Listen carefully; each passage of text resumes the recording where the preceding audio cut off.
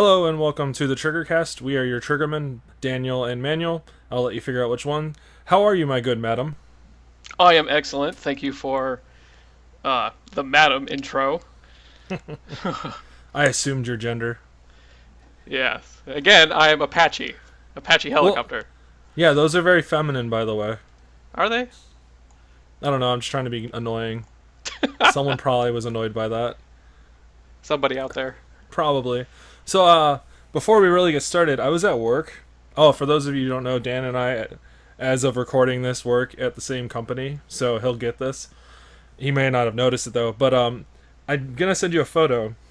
I was Okay. at the vending machine at work in the lunchroom, and I noticed that they have Nutty Bars, Nutty Buddies. Sorry, I call them Nutty Bars.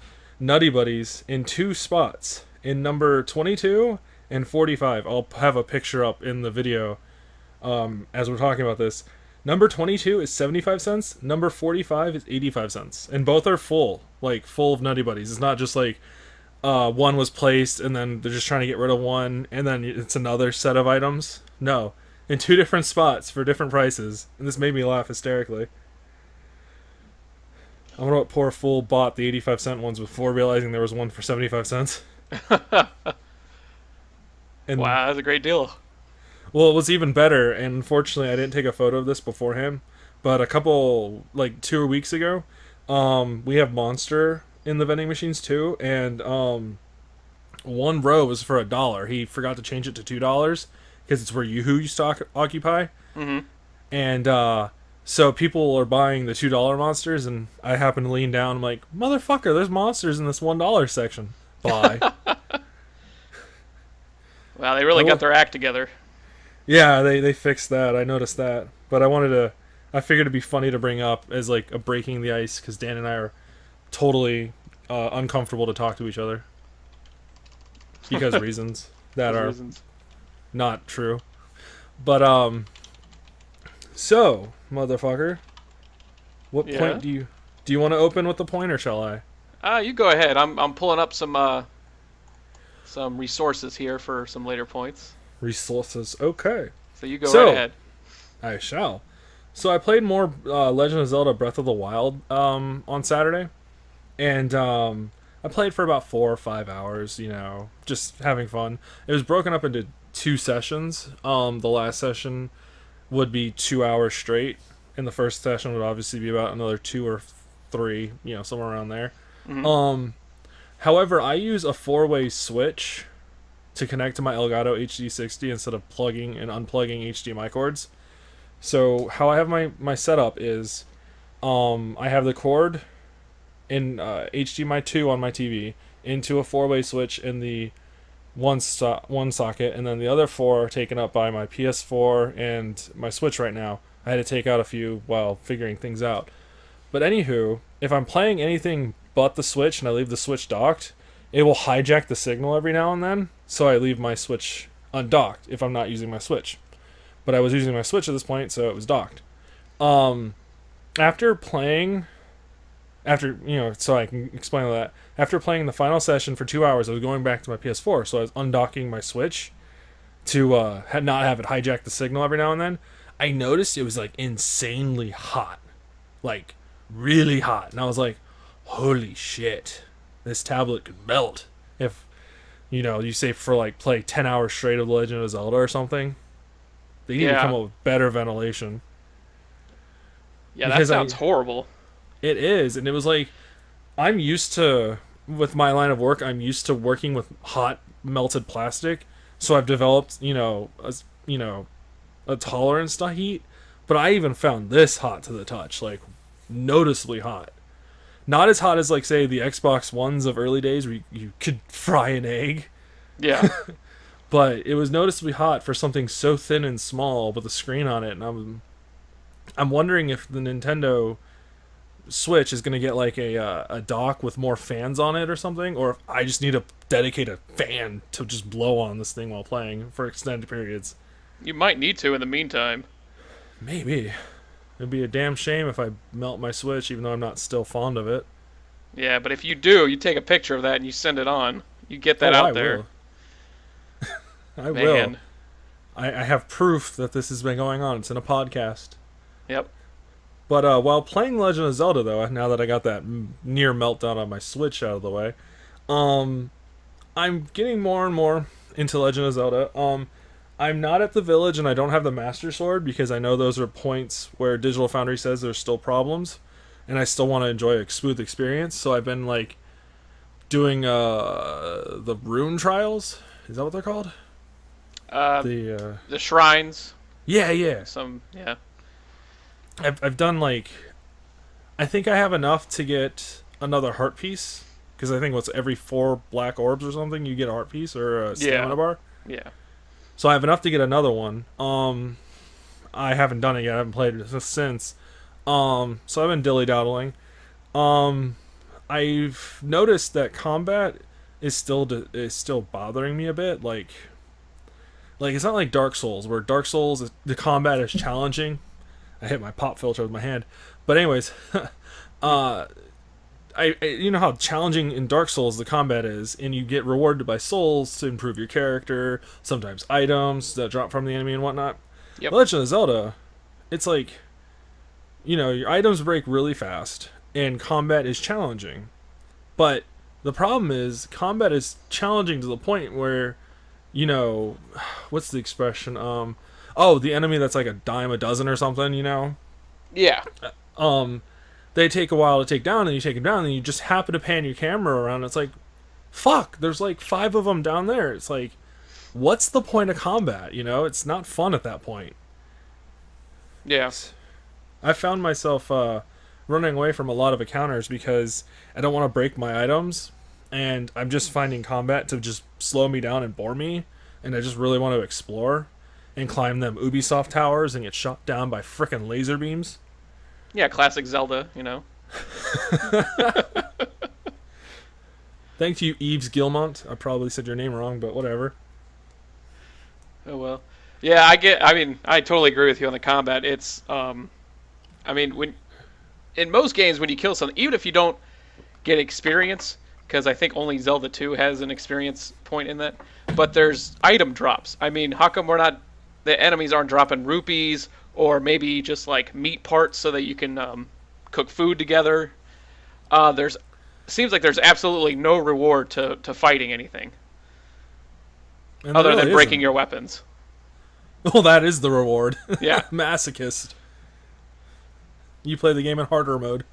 Yeah. You know what I really don't like either is you can't fight with your fists. Oh yeah, you break your sword, you got nothing left. You can't punch. Link just runs around and runs away. I love it when you try and punch with your fist when you have no items out, and he just reaches for the sword in his back, and he looks at his hand, opens, and is like, "Oh, I have nothing." Oh yeah, nothing there. Motherfucker, throw down or something, Hell, when Pokemon run out of moves, they flail around or something, They hurt themselves, but they still attack. Yeah. Come on. I don't know. Combat it's very bittersweet to me. The lack of the music, I've just given up on. Yeah. I'm just, if anything, I'll play with headphones on, which I still haven't done yet. But I'm getting to the point where if I continue exploring like this, I will. Yep. Yeah. It's non-existent, the music. Yeah, it's just stuff I can play on a piano, and I don't really remember how to play a piano that well. I haven't played in years. But so would you give it a 10 out of 10? oh fuck yeah, 10 out of 10. No, I would give it 11 out of 10 because EA and I got paid by IGN to say 11 out of 10. Yeah. No, I would give it a 7. A 7 seems, even though it kind of comes off high, it's about appropriate. 7's about appropriate because gameplay-wise, for something so new, and they're like totally redesigning the Zelda formula, it works. It still feels like a Zelda game, but there's just a lot holding it back. Right. I want this to be a 10 out of 10 game. I was hoping it was, but reading the reviews and looking beyond the scores and actually reading the reviews and playing the game, you feel like you're playing something totally different. You're like, what copy did they get that I didn't get? Because the combat's frustrating, because there's just no reward to it other than, hey, I killed this thing. Oh, now I got to find a new weapon. Hopefully this thing dropped a good one. and the music is just not there, and we've said that before and over again. So yeah, 7 out of 10 seems fair. Yeah. I think I gave it a 7.5 and 8 in the previous ones. I'm not sure, but yeah, I recall you going to 7.5. Yeah. So The 7 is. I agree with Jim Sterling. I would give it a 7. yeah. Oh, there's one thing that does annoy me about the game is it feels like something we've seen 10 years ago called Assassin's Creed. With the towers. Well, the whole open world thing in the towers, yeah. Yeah. The music, like Shadow of the Colossus, where there's no music until you're in combat, you know? That was from, 2004 or 5? So, I mean, there's a lot of Zelda Breath of the Wild that gets 10 out of 10, and it's like, welcome to yesteryear iPhones, you know? Yeah. Really. The only game of recent memory I can say warranted its high critical acclaim would be Horizon Zero Dawn, for reasons Marco and I went on in the previous podcast, but I'll summarize it here. Fucking gorgeous as hell game. Combat is exhilarating. Exhilarating. It's so much fun. Especially fighting a Thunderjaw. It's like, oh my god! You know, this thing has an arsenal out of its ass, and it's like, how do I take that thing down with just a bow and arrow and explosives? Yeah. And tripwires, you know? But Yep. once you figure out a pattern to take one down, you're like, oh my god, this is exhilarating, you know? And you actually get a decent amount of rewards. Mm-hmm. The bigger the enemy, the more rewards. Exploration is a blast. The game is filled to the brim with shit to do, you know? Mm-hmm. Breath of the Wild is not. Grand Theft there's Auto lots 5 of was empty not. areas. Yeah. I remember reading Just Cause 2 PC Gamers... Just Cause 3's... PC Gamers Just Cause 3 review by Andy Kelly saying his primary complaint with Just Cause 3 in terms of its open world was it's so expansive, there's a lot of areas where you're just doing nothing. And I'm like, that's kind of true, because Just Cause 2 was about the same. Mm-hmm. But it was still a lot of fun because you can just, fly in a jet, shoot out, parachute, grapple on other vehicles, and, there were things to do, Yep. Like, ludicrous physics-based crazy things to do that make no sense. Yeah, that's why I've always called the game Just Cause, and it's like, I can, why can I, use a parachute, grapple, and then grapple a plane and fly it and crash it? Just cause. That's actually perfect. Alright.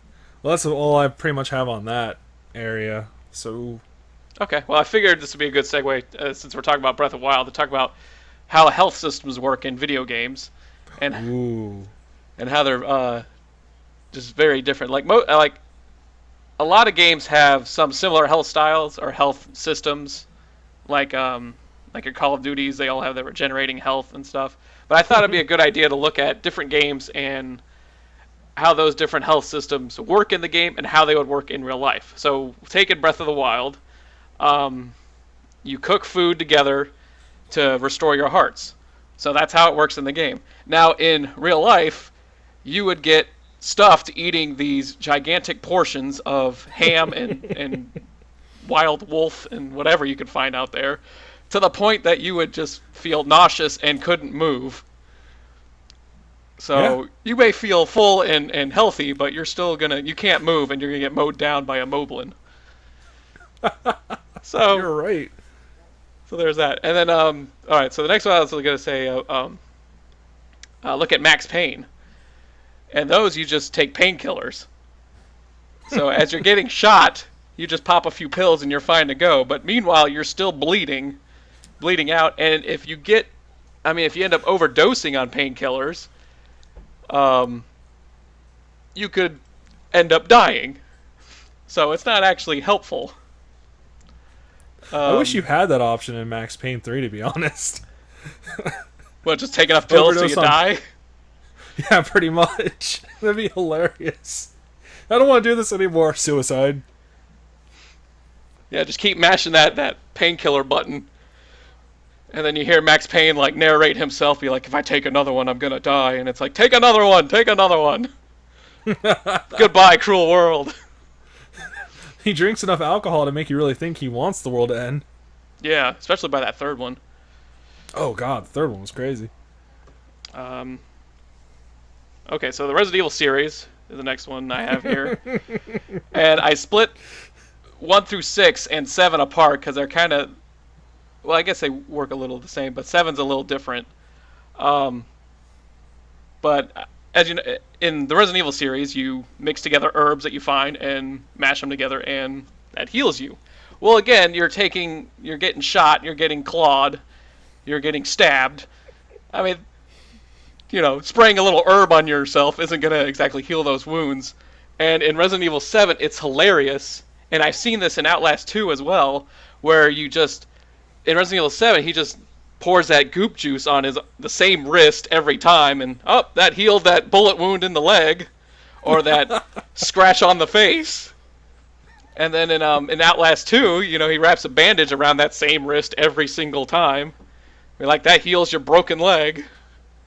Now, I get it that video games can't be hyper realistic to the point where it's like if you fall down and break your leg, you're actually out for the rest of the game because you can't walk. You got to wait for your bones to heal. So there's some leeway there. I just like poking fun at it, at the health systems. So, and I think there's a meme around for Skyrim on eating cheese wheels.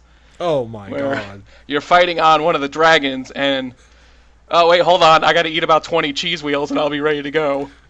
Yeah. Meanwhile, after that, you're constipated, and you can't crap for a week because your colon's blocked up. Unless you're lactose intolerant, then you have the diarrhea of the century. Yeah. Then the dragon will just smell you and just run away. It's like, you're like, I ain't touching that. You're covered in diarrhea. That's great. And a little bit about regenerating health. Go ahead. Regenerating health has kind of annoyed me in a lot of games, although there are some places where it makes sense. And I get why it's used in like the Call of Duty series because it keeps the action moving forward. So like, I get where they're coming from that from a gameplay perspective, but again, you take a few bullets to the head. Hold on, I gotta duck behind this box while my eyes stop bleeding, and then I'll be ready to take you on again. But like you have here with X-Men Origins Wolverine, it is perfect because it's a natural part of his abilities. Yup. That was the best part about playing X-Men Origins Wolverine. Yeah. It's so far like the only game that I've played where regenerating health makes sense. Mm-hmm. Like, and I even enjoy how they split it up in terms of external and internal. Like, once your external bar runs out, once your internal organs start taking too much damage, they have to figure out a way to make Wolverine easier to kill because, I mean, obliterating every atom in his prime, your average foot soldier is not going to be able to do that, Oh, yeah. So I enjoyed that they did dumb it down a little bit for that video game purpose, but it still has yet to be topped by anything I've ever played in terms of regenerative health. I mean, it's perfect. That's another reason why I enjoyed the health system in Deus Ex Human Revolution and Mankind Divided is, you have to go out and find stuff like alcohol and painkillers and whatnot, speedballing, to get back to full health. Yeah. I enjoyed that he didn't have, the ability to recharge his health. It just added a layer of fun to it, but to get back to just strictly regenerating, X-Men Origins is the only one I enjoyed. Call of Duty I can understand in terms of moving forward, in terms of just keeping the action going forward. I get that. I personally think it dumbs down the difficulty a lot, especially when you're playing at the harder difficulties, because it's like, all you have to do is duck and cover, and then just pop out every little bit. Oh, almost about to die, pop and cover, To me, it just makes it feel like, what's the point? Yeah. That's why I really enjoyed Resistance 3 going back to health system. It added a layer of challenge to it, especially when you're taking on, like, they're called the Chimera, but I can't remember what the bigger ones are. But anyways, the bigger ones, with the shields and whatnot, you're like, oh, shit! You're trying to shoot them through the walls and whatnot, but then that weapon runs out of ammo and stuff like that. I do enjoy in Borderlands, the Borderlands series, when you can get shields that offer you health regen, Yeah. or mods. I don't like it when it's a natural ability for a character. Like with now Brick and from the first one, and what is is it no, it's not. What is the Gunzerker's name again? Salvador? Salvador. I enjoy when they go into their specials, you know, the Gunzerking and Brick's like fucking roid rage mode, I guess we'll call it. Yeah. Where they start regenerating health because they're becoming tanks. That adds a layer of fun to that. But I don't like it when you can unlock their skills to let them naturally regen health just doing nothing. I find that to just be like boring. But when like the shields and mods do it, okay, you know, it's like a piece of tech and it's never really that fast. Yeah. I don't know. The health system lately has been like I can't blame them. It's been really hard to really nail down. Do we want to make it you die in one hit like the Mario days, or do you want to make it where you're nigh invulnerable, you know? Yeah. Yeah. But health systems, I mean, they vary. I mean, you try to make them work for the game that you're doing, so they're going to be different. But the one thing that I think that's always made me laugh, and there's an old Flash video from one of the Final Fantasies. I don't remember what it's called, but RPGs and health systems are really hilarious because you have because of the level system, really, and you see this in Borderlands as well, where you could have a level 60 character going up against level 1 characters, but the Flash video I'm thinking of was like a fighter and a white mage come across a ladybug. And they're like checking it out, and they're like, "Oh, it's a cool ladybug." Well, it happens to be like level 99 and does about 9 million damage to them just by touching them. So, and then you have like Cloud with his gigantic sword. You know, he'll slash 40 times, and it's 212 damage, and that's it. You know, never mind the gaping wounds that sword will leave. Yeah. So, but RPGs are fun. They're one of my favorite genres. Well, to get on that real quick before we segue to something else, the thing I've always found funny about Final Fantasy or like games like that is like you're a god in the game, but in a cutscene you're like destroyed in one hit. Like when like Sephiroth Roland? well, that too, or like Sephiroth impaling Ares in Final Fantasy VII. It's like, oh yes, if you're in a random combat, like, say, the giant snake patrolling a city in the overworld, oh, have fun fighting that. You know, it takes you down to, like, almost dead. You can, use some potions and whatnot, but keep going, taking more damage than a simple impaling would do. And the cutscene, oh, you're just, like, a piece of paper dead, you know? yeah. I've always found in games just hilarious. The high inconsistencies. Yeah, and with like in Roland in Borderlands 2, how come he just doesn't respawn at a new use station after Handsome Jack just kills him? Weren't those controlled by the Hyperion Corporation in the first place? Yeah, but that means they can also stop you from becoming That's where a I'm new going you. with that. Yeah, That's where I'm going with that. It makes no sense. and it's the same thing in the pre-sequel where it's by Doll, and you're fighting Doll. Yeah. So, Which is another funny point, because now that you brought up Borderlands 2, on the PS4, I've been playing the game again, because you and Marco have it, and I've been trying to get my character up. I just hit the point in the story where you go back to Sanctuary after Lilith phases it into the sky and whatnot, and I just got back to Sanctuary for the first time. okay. And I've never really enjoyed this line of dialogue because it's never made sense to me, where and Roland asks the logical question, and it's hilarious. He goes, what's to stop them from bombarding us again since we have no shields? And Lilith's like, she makes a communique on the EchoNet saying, attention Hyperion, you can try blasting us out of the sky, all I have to do is phase, blah blah blah, go ahead and waste a couple $1 billion. And I'm like, what would stop what would stop him from firing one or two just to test that theory, or sending a bunch of loaders to Sanctuary, It's always felt like a half-assed way to explain why the Moonbase doesn't fire on Sanctuary when it's clearly in their path.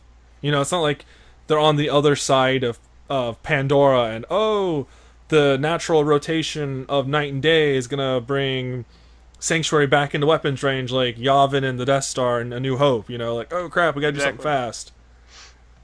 No, we'll just send out something, blah blah blah, and that's how we're sealing that plot line. Really? Yeah. I mean, I think you could still see Hyperion base, the moon base from Sanctuary. Yeah, and if you come, what is it? Is it It's not Thousand Cuts. It's when you come out of the fridge. No, I can't remember the name of the place. With the invisible a-holes. Yeah, Oh, it's the place after that. Actually, I'm sorry. okay, I don't remember Where what the it's people, the called. skull shivers are, whatnot. Overlook. Yeah, but I That's mean the the town. actual.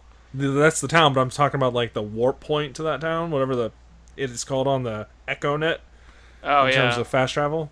You can clearly see the moon and the moon base, and then Sanctuary, and it's like, what's preventing? You know, it just doesn't make sense. Yeah, how is this better? It's I just don't know. We just got closer. That's all we did. They won't uh, miss as much. I think we could pick apart Borderlands all day long. We should in another podcast in the future. Yeah, when they announce Borderlands 3. They already really have by showing off that little teaser video. Oh, that tech demo? Yeah. They really have, you know. They don't have to. It's like the worst, one of the worst kept secrets right now. Yeah, because everyone's But expecting it. yeah, it's Borderlands 3 is slowly becoming Duke Nukem Forever by the same company that's handled both games. Yeah, hopefully it doesn't end up like Duke Nukem Forever. Who knows? It's Gearbox. Yeah, but Borderlands is what they can do right. I mean, Well, we'll see because the creative team that brought Borderlands to life is no longer there. oh really? Yeah, the creator of the Borderlands series left Gearbox. Oh, Yeah, so we'll see what happens. I guess so. So do you want to segue to your second point since we've already been talking about it a little bit, the guns one? Oh, sure. We Sure. kind of already kind of gone to this. A little bit, a little bit. So, I just want to talk a little bit about how guns are portrayed in movies and on TV, and how they are actually in real life.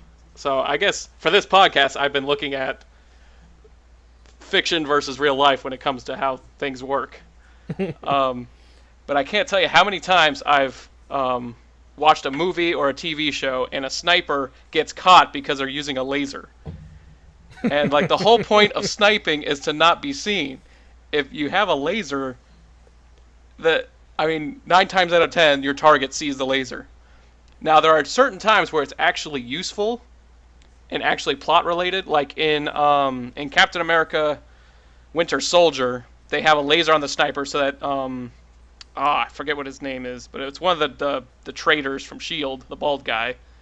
They have a laser on him so that he knows he's under sniper fire, or he will be taken out, so that way he doesn't move. And also and I can't remember if it's the end of Sherlock Series 1 or the beginning of the next one where they're at the pool and all those lasers come on them. Yeah. I think it's the beginning of the second one because he draws the gun and it ends. That's right. That's right. It is. It's the beginning of Series 2. Yeah, obviously you want the target to know that you're there because you're making a statement. But anywhere else, you're not going to have a laser on a sniper. You know, that's what the scope is for. Yeah. Any sniper worth his salt doesn't use a laser. And a lot of snipers don't even use their scope until the last second in fear of revealing themselves with the reflection of the scope. Exactly. Even that could give you away. And most snipers are a two-man team anyways. One calls it out, the other one lines it up. Yep. Okay, so the next point was on silencers. And I've actually seen, there was a senator, I don't remember what it was, and I'm not going to take the time to look it up because that point doesn't really matter. But some people, I think it was maybe the NRA, was trying to get silencers allowed onto firing ranges.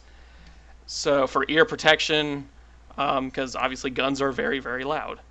What silencers don't do on TV and in movies is completely suppress the sound so that it's nearly quiet.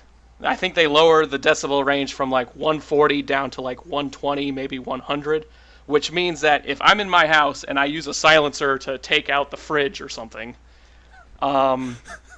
you will hear it outside, and the next door neighbors will probably still hear it.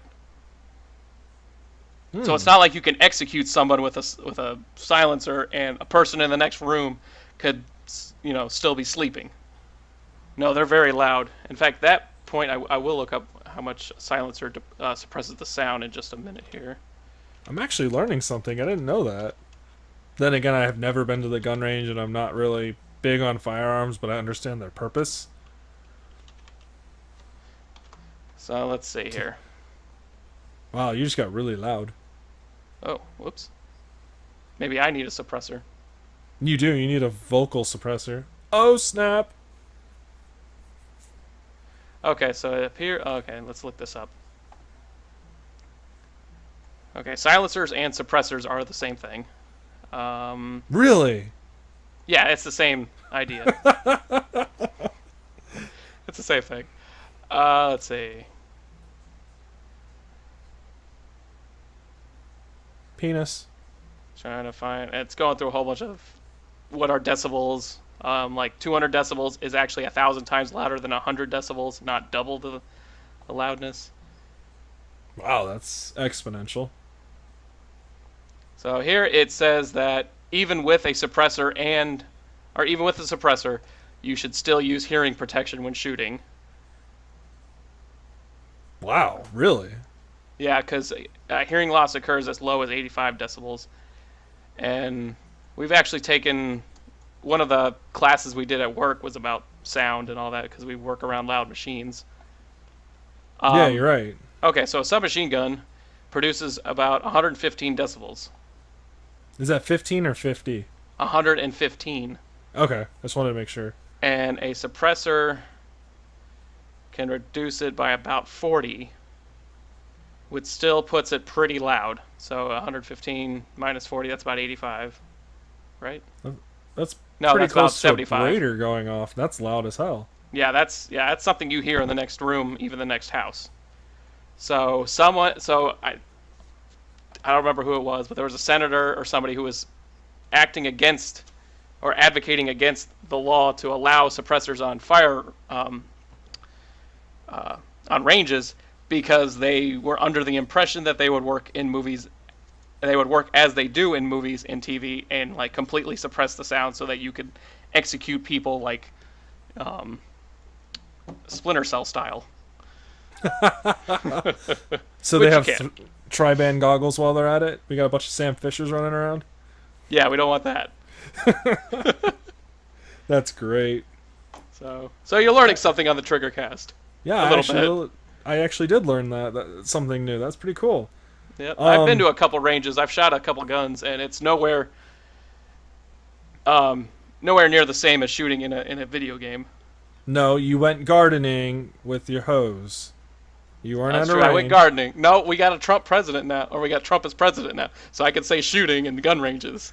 Yeah, but once 2020 hits and beyond, who knows? We have to think of the future. Oh, that's true. I went gardening. Obama's still president. Speaking code. Triggering. He gonna take our guns, y'all. I'm still waiting for Obama to take my guns. That would be hilarious if he does it now. I don't know how he would. He just comes to your front door. I'm here for your guns. Like I'm here for your guns. Like Obama and his Secret Service protection, literally going door to door like Jehovah Witnesses. Y'all got any firearms in here? That would be great. I might give him one if he actually does that. Like, here you go, take it. Here's a squirt gun. Yeah. But I do have a point on this topic, if you don't mind. No, go right ahead. I've always found it fascinating, and you might have to correct me on this, but pistol whipping, immediately knocking people out. Like, I've never understood that in a TV show or whatnot. Like, I'm pretty sure it would hurt like hell, but I don't think it would be like an instant KO, you know? Yeah, I've seen that, and it's a classic plot device in a lot of TVs and movies. TV shows and movies. And it could be anything from the butt of a gun to a baseball bat. I mean, just anything to the head. And I was actually watching an episode of NCIS where... That's actually where I'm going with this. Okay, because, well, maybe we're talking about the same episode then. But the episode was a guy used a gun to knock out his buddy because he was hurting in the Vietnam War, and his screams were going to give away their position. So he just wanted to knock him out, put him to sleep, but it accidentally killed him. World War II. Was it World War II? It's an awesome was. episode. It Make was. sure you Yeah, get the it right. guy's ancient. Yeah, it was. It was World War II. They were on they were fighting the Japanese, and for some reason I'm thinking of that as Vietnam. Wow, you're highly racist. You think Japanese and Vietnamese look alike. How racist. Yeah. In that episode, I believe is named Code of Silence. Yeah, it might be. It is one of my favorite episodes of that show. Yeah, it's with the guy's got the Medal of Honor. Yep. Great episode. Yeah, that was a good episode. But yeah, he knocked his buddy out with his gun and actually killed him. So, yeah, hitting someone over the head to knock him out could potentially cause serious brain damage. And yes, it is Code of Silence. But yeah, it would either range from, hurting to hell or killing someone.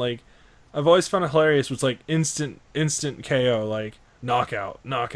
Oh, but we can recover from this. The episode I was going to talk about it's a season 4 episode where Tony is assigned to protect Mike Franks because he's being hunted down due to an old case file and whatnot. And this is also where acting gets a little hilarious in terms of physical confrontations and how they pull their punches. When Michael Weatherly playing Tony DiNozzo gets knocked out, it just feels so hilariously done. Like he gets hit, but it feels like a soft tap, and Michael Weatherly it feels like he's just overacting to the and he falls down. I'm just I laugh every time I see it, and I'm like, this feels so silly. Yeah, I haven't gotten that far in rewatching NCIS, so I can't wait to see that. It's early season 4. I think it's the second episode. Yeah. It's Gibbs wasn't still fully back. Okay, cool. Or at least I believe it was the second episode. It's early season 4. Okay, cool. I love that show's on Netflix now. Oh yeah, we're rewatching all of it because I've watched bits and pieces of different episodes here and there, and so we're in the middle of we're toward the end of season 3, I think. Okay. So, and there's 13 seasons on Netflix, and it's still going. Yeah, 14 is about to wrap. They got renewed for 14 and 15 last year. However, I'm not sure how much longevity it has with Michael Weatherly's departure and the fact that Mark Harmon is 66 and David McCallum's 83, who plays Ducky. Oh, yeah, he's getting up there. I mean, he's old when the show starts. Yeah, he was in his 70s. Yeah, Man. Or late 60s. Anyways, but for me, enough of the core cast has left to where it's I think we need to start thinking about stop milking the tit. It's about, creatively dead, Well, it's got to still be pulling in ratings. Oh, that's the thing. It's still pulling in the ratings, but I mean, enough of the original cast has gone bye-bye to the point where it's NCIS. I mean, don't get me wrong, it's portraying, Law and Order, where it's just typical people at a job, but I don't know. Once Ducky goes, I'm officially done with the show, in terms of the actor dying or whatever. Yeah. But I don't know. I probably will go up until Ziva leaving, and I might just stop. Which I was actually about to ask you, since you're about to finish season 3. Your opinion, do you think the show would have been as successful and continued to be as strong had they not killed off Caitlin Todd or not? That is a very good question because, I had forgotten how soon she's killed off, and it's it's end of season 2, and I'm wow, because in the first season she is, put on the NCIS team, and she works as a great, I can't think of the word, but a great way for the audience to interact because she doesn't know all the terms, all the stuff, all the acronyms and everything like that. So she asks the questions that the audience will ask. Right. and so and she was just she was really good. But Ziva is also really good, and I didn't like her at first going into season 3 because she replaced Kate, and it was kind of like that. You know, those are some. They're not the biggest shoes to fill, but they are some big shoes to fill still, because Kate was she was great on the show, but Ziva adds a whole new dynamic to the show that probably really helps it. True. Because she's former Mossad and she's very well trained, and so when she's on her own, come against a couple of bad guys or whatever, she'll be able to take them all out. And the fact that she doesn't know standard American expressions is hilarious. Yeah. I think NCIS probably wouldn't have lasted as long without Ziva if they kept with Caitlin Todd, because there's only so long you can do that newbie thing with Caitlin, and you can start seeing it in season 2 where she's no longer the audience representative. Yeah. Me personally, I think Ziva is such a layered character, and the way they go about her for 7 years is really great. I don't think Caitlin Todd was that layered, even though we only got her for 2 years. I don't know. There's just something about Ziva and the way Ziva and Tony act. I don't care if they hook up or don't hook up. I just think the two characters were very interesting to interact with each other. Yeah. And she does bring a nice foreign element to the show. Mm-hmm.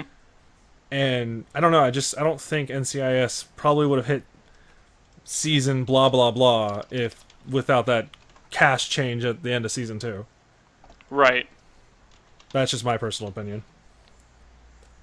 I could be highly wrong. You could be highly triggered. Who knows? Who cares?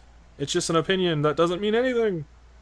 Yeah. The one thing I don't like about Ziva is that she's from Chile playing an Israeli. Oh, Coda de Pablo playing an Israeli woman even though she's Chilean? Yeah.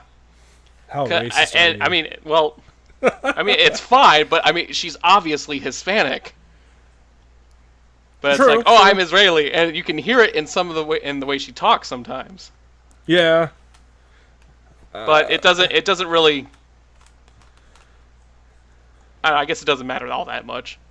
No, I mean, there are times where you can hear the actress speak and some of the Latin flair's coming out, but it's still pretty enjoyable nonetheless. Yeah.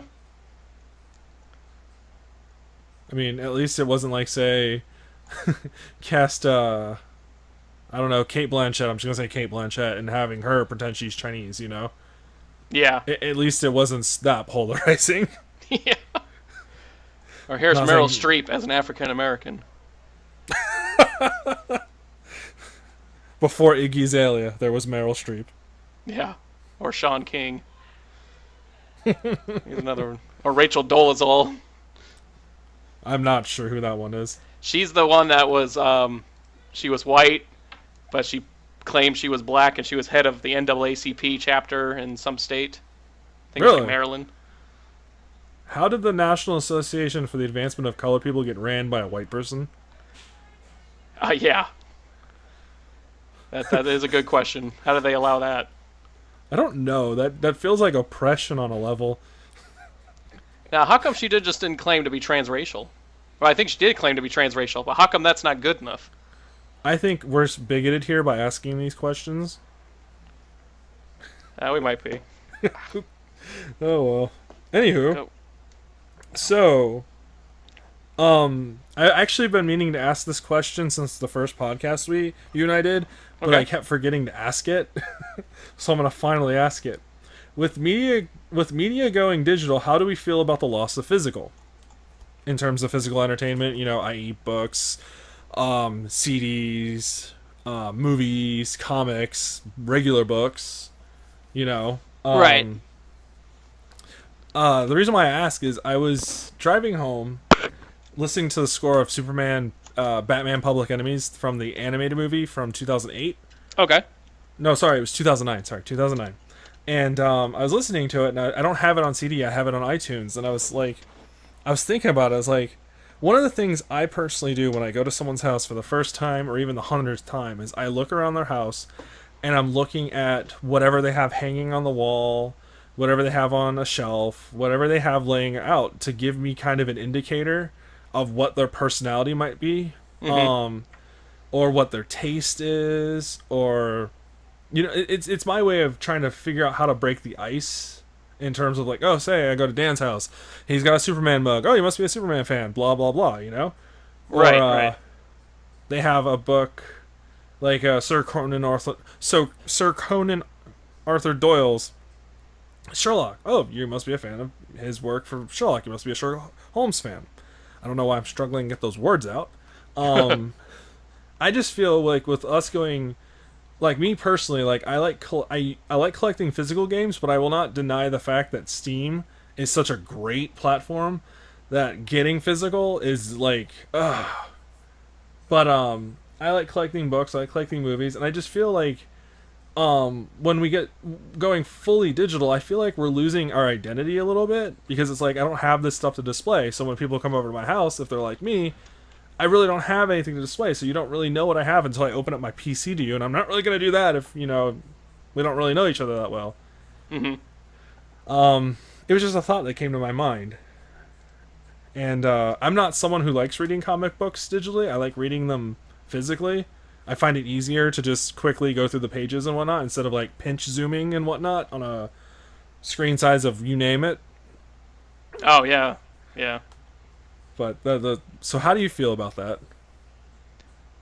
Well, I mean, there's no argument that digital media is certainly more convenient. I mean, I don't have to get out of my chair to download music off of Google Play or get a movie.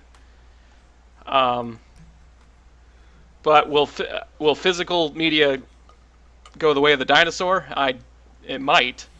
Um, but I like being able to have physical games because I can't refund No Man's Sky because it's a That's digital right. download.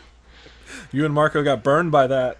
Yeah, so if I had the physical copy, I could go to GameStop if it's still around by the time I get there Oh and yeah. trade it in for Horizon Zero Dawn or something. So there is certainly a loss of sentimental value when it comes to going digital, but the convenience is just incredible. There's no denying the convenience. It's just I just feel a part of our identity is being just thrown out the door willy nilly. Yeah, I mean, I've seen some like short little comics online of where the person invites their neighbor into their house and they show off their bookshelf and it's got a whole bunch of books on there and um, you could see what they're into. Oh, they like Isaac Asimov. They like Hitchhiker's Guide to the Galaxy. They like science fiction reading. Okay. And then the next panel, it shows someone with a Kindle on the same bookshelf, and there's nothing else on it because all those books fit on the Kindle. And so there is something lost there.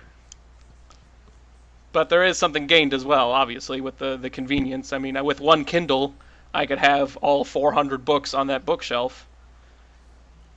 It's a But good space saver.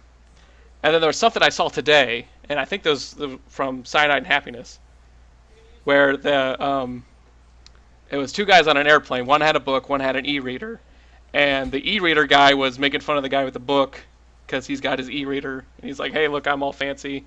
And then the flight attendant comes by and says, "Please turn off your electronic devices," so that the e-reader guy can no longer read his book, but the guy with the book can. So the guy with the book, the physical book, was laughing at the guy with the e-reader, and I just thought that was funny. It's pretty funny.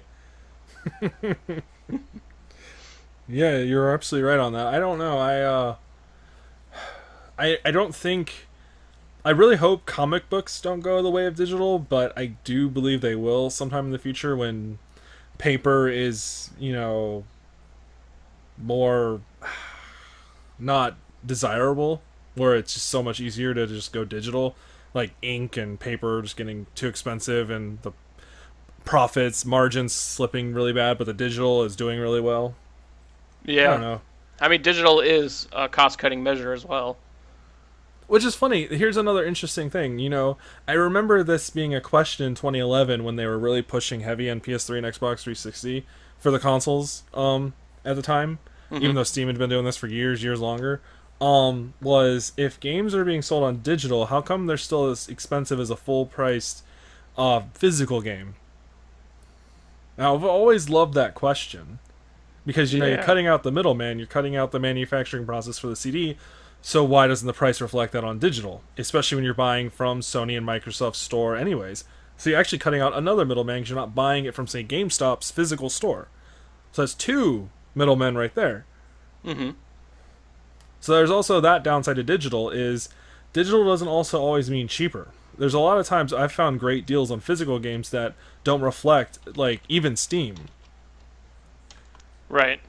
Um, I'm I will admit in the past couple of years with Steam really being the popular place to purchase from, especially when it comes to deals, that Sony and Microsoft have gotten a lot better with their marketing and with their sales pitches and their ploys and whatnot.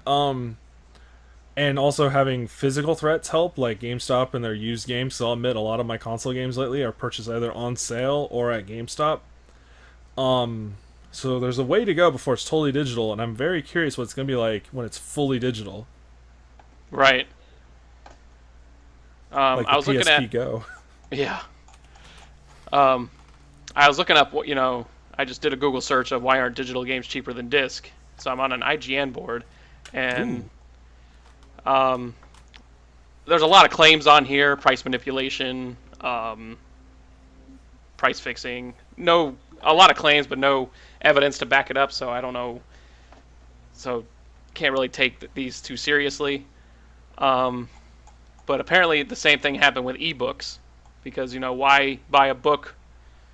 Um, why buy a physical book when you can buy the ebook, and how come they're not the same price? Or why isn't the ebook cheaper?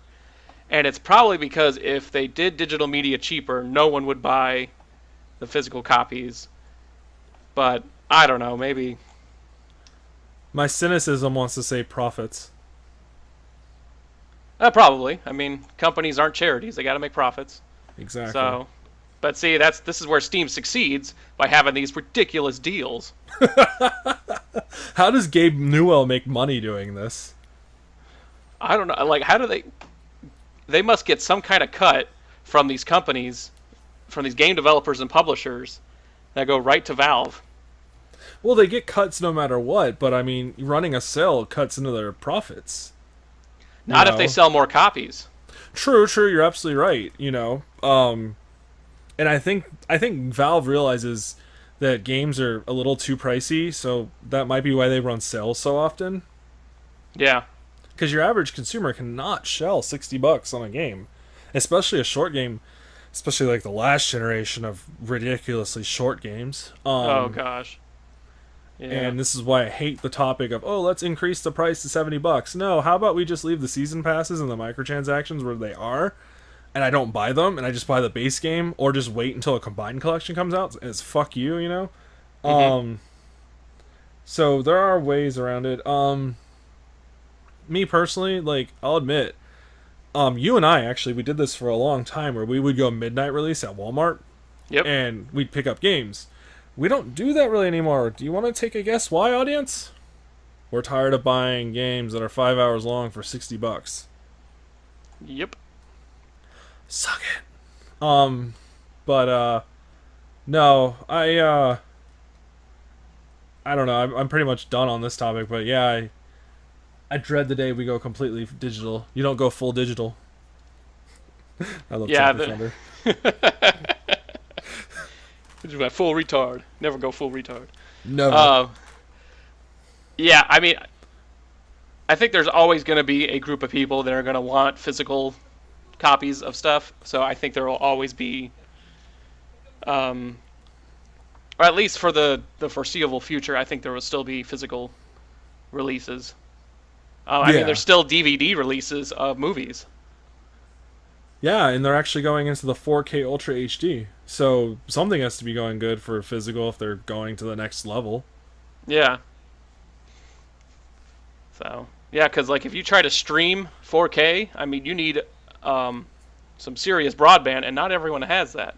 Of course, not everyone has a 4K TV and a player as well, but they're more likely to have, um, maybe more likely to have that since 4K has come down a lot than the broadband needed to stream 4K. Isn't the broadband needed to stream 4K 25 megabits per second minimum? I believe it is for Netflix. Okay. Yeah, because I remember reading that somewhere. I can't remember exactly where. Or you might have told me that. Someone or something. I'm going to look it up real quick and see what I they... can hear you typing. But while you do that, did you know that today Fort Myers broke its record that was set in 1996 from 93 degrees to 95 degrees? Oh, wow. What a record to break. Yeah, I'm not really proud of this record-breaking day. Can we do this on a Monday, guys? It's Friday. Stop getting so hot. And it's not even summer. What's going to happen this summer? If we're breaking the record in spring? Yeah, I know. It might be a really hot summer. All right, so for, Netflix's recommended minimum bandwidth requirements for streaming 4K is 25 megabits spare, which means nothing else is using that internet if all you have is 25. Wow, so really more like 50 with families.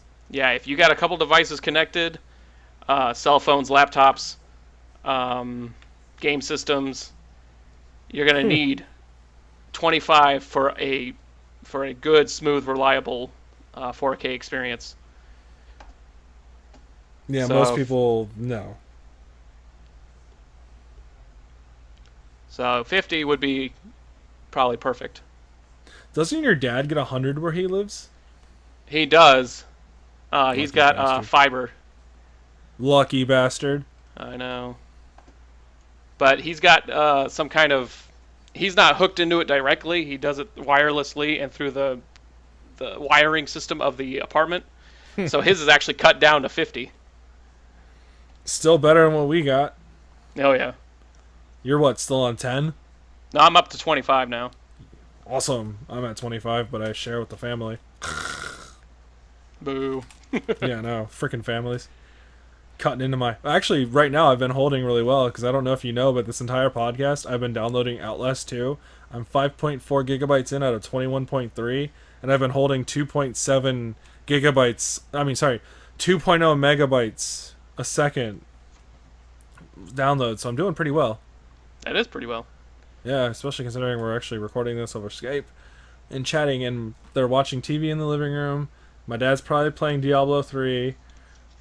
My brother is probably streaming Netflix. Okay. So we're doing pretty well. Oh.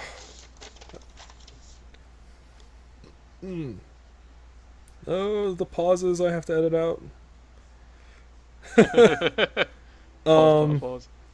So Marco talked about this a little bit. You can too. So go ahead with Call of Duty. Okay, so Call of Duty 2 WW2 has been announced. WW. I love how you say that. Yeah, George W. Bush. Call of Duty WW2. I gotta say, obviously, this is a response to Battlefield 1 because Call of Duty Infinite Warfare was just a steaming pile of garbage that only sold because of Modern Warfare Remaster. And I wonder why that wasn't made available on its own. Yeah, that's how you know Infinite Warfare was a pile of garbage. So, Call of Duty WW2. It's come out. Now, this is... I watched the... what do you call it? Like the reveal trailer. And... okay, go ahead. Yeah. Like the teaser, and it says all in-game footage. And you got to take that with a grain of salt. I mean, that's in-game footage on like a... super fast, high-end PC. It always is. Always. It's the best it's going to look. But it looks pretty good. The thing I like most is that I'm actually excited for Call of Duty again. I haven't been since the Modern Warfare series. Like, I liked Modern Warfare, the first one. The second one I just didn't play, and I probably would like that one too, but I just kind of got out of Call of Duty, and as it progressed, I just couldn't get into it. But this new Call of Duty definitely has me intrigued because it's going back to World War II. which was the best war that America's ever fought. Because back then we were still killing evil. How about the Um, Revolutionary War for our own freedom? That was the best war ever. Gosh. We did it for our freedom. that's true. That's true. You're totally right. You're totally right. Okay, But let's no, say in the modern Dan's era. all about killing Germans because Dan's a racist. Yeah, yeah. And a true isolationist will say that we shouldn't have ever got involved in the world wars, but If we didn't, we would be hailing Hitler right now. it Or, might well, be, yeah. Well, whoever would be the Hitler right now, considering Hitler was born a little over 100 years before I was born. Yeah. Okay, so anyways, so yeah, it looks good. I'm excited for it. Um, I saw a quick video of like 8 seconds of the multiplayer, and it just shows like what looks like 100 soldiers with like all their gamer tags above them, which kind of look goofy. Yeah. But the the multiplayer doesn't. I've never been interested too much in the multiplayer. So I hope the single player is really good. It looks to be good. I think they announced like a couple of the main characters you'll be playing as. Um, you'll be playing as a German couple, I think, or part of a German couple. So maybe you'll get a glimpse of the other side of the war, or maybe just a side of Germany that wasn't really seen. Because not everyone in Germany was like, yeah, Nazis, let's gung ho and conquer the world and kill all the Jews. Not all the Germans were like that. I'm curious. I'm curious if this is another thing from Battlefield 1 that they're doing, because I remember someone saying there was a part in Battlefield 1 where you played as a woman doing something. Hmm. There was like a level or something where I can't remember exactly what. And I wouldn't even know what to search. I didn't play Battlefield 1. I just could have sworn I saw this in a video or whatever. I could be highly wrong. I could be right. I'm just curious if that's where this is coming from. Hmm. But that's about all I have on that. Yeah, I'm looking at some of the characters to play. One is a 19-year-old infantry private who's just scared to death of war. It looks like they're trying to, and I think they did this in Battlefield 1, where they tried to make the war more realistic and more, just really expound upon the horror of war. I mean, playing a video game representation of World War II and World War One just doesn't do it justice, because because war is hell. It totally is. It's not fun. You don't want to go to war, but you need to. And so I think Battlefield 1 tried to make it more realistic in that regard, and looks like Call of Duty World War II is doing the same thing. Where it really loses that, though, is in the multiplayer, when it goes from watching your buddy in the single player get killed, and you're like, oh no, this is really emotional. And then you go to the multiplayer, and it's like, haha, I'm on a horse with a sword, and I can just stab people everywhere, haha. Realism out the ass. Yeah, so. But, I don't know, I'm looking forward to it. Will I get it? We'll see, but We'll just definitely, say no. I think they're going in the right direction, because Infinite Warfare was just.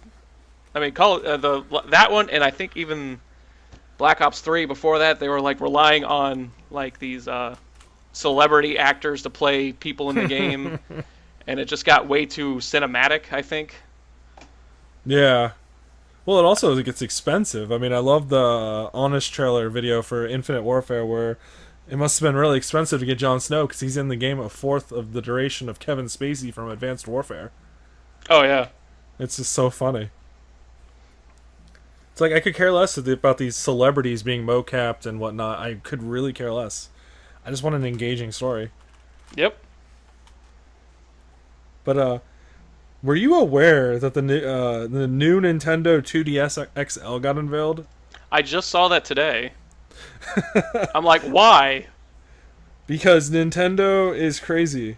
I don't get this. I mean, they're ditching the 3D, which I thought was the shtick Yeah. of the upgrade from the DS, It's keeping the processing power and the clamshell design, because you remember the original 2DS was a doorstop, a glorified doorstop. Oh, it was so goofy looking. Yeah, it was terrible. I will admit this design's a little bit better, but I still do not like the XL line of the DS line. They're just too big and bulky and get annoying to hold after a while. Yeah. But for some reason, America loves bigger things, bigger drinks, bigger phones, bigger devices. Yep. Which my phone is from Europe. It is the Sony Xperia X Compact. Because I'm on T-Mobile, motherfuckers. I will not Isn't conform. it from Japan? Well, I mean, So that makes it Asia. well, the phone is Japanese company, but I think it was manufactured in Europe. Okay. I can't remember. Designed in Asia, built in Europe, Who the fuck knows? It's sold in probably- America. Yeah. Well, actually, no. I had to buy it off Amazon. Well, I mean, the American affiliate, but. Oh, that's whatever. right.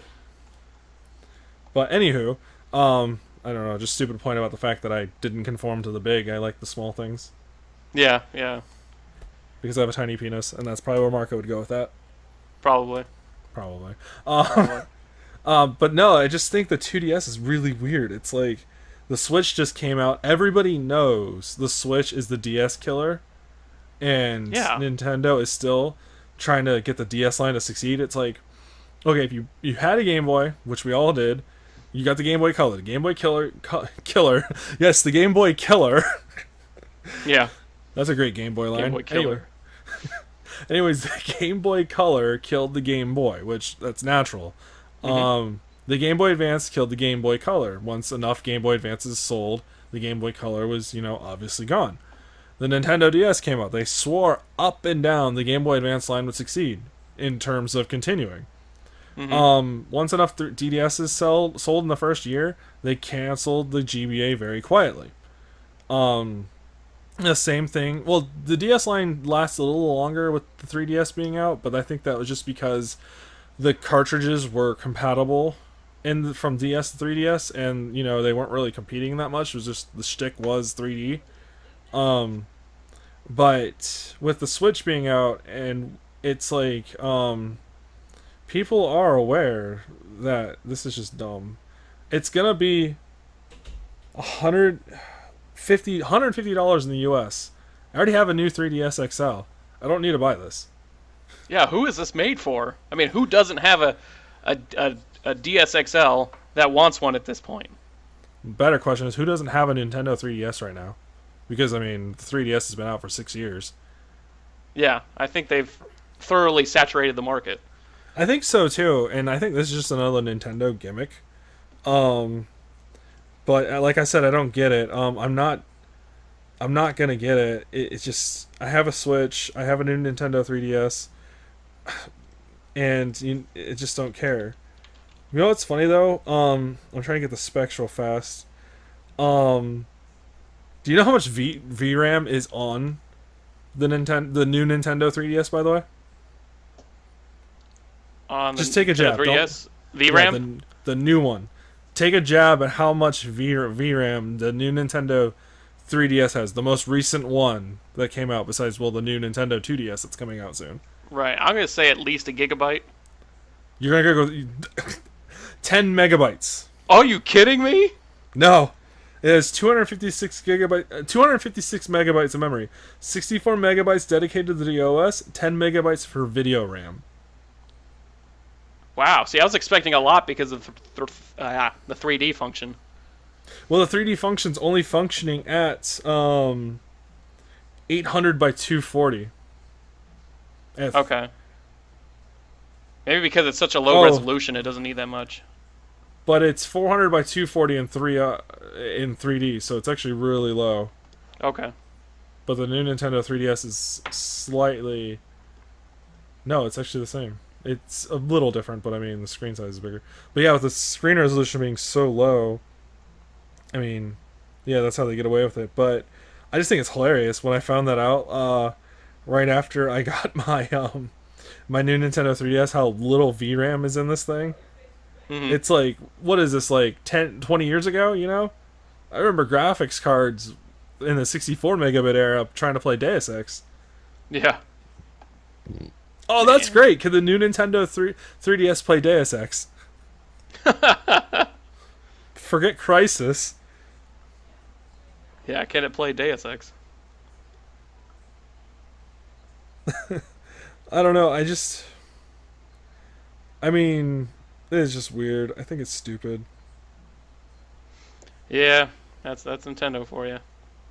I mean, don't get me wrong. I'm happy they're still supporting mobile because I'm still a mobile gamer at heart. Even though lately I've embraced PC just for the sheer power.